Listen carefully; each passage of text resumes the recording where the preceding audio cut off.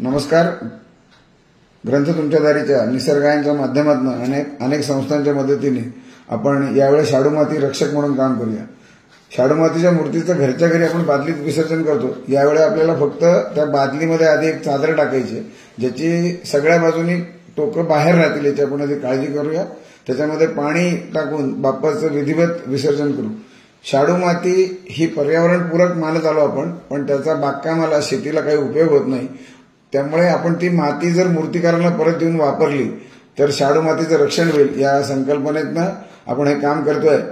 साधारणतः 2-3 दिवसांमध्ये ती माती विरघळायला लागेल. त्याच्यावरचं निर्माल्य आपण काढू आणि श्रीखंडाची पोटली बांधतात तशी एक पोटली बांधू, जेणेकरून त्याच्यातलं पाणीचा निचरा होऊन जाईल. आणि अशी पोटली ही संकलन केंद्रावरती आपण जमा करूया.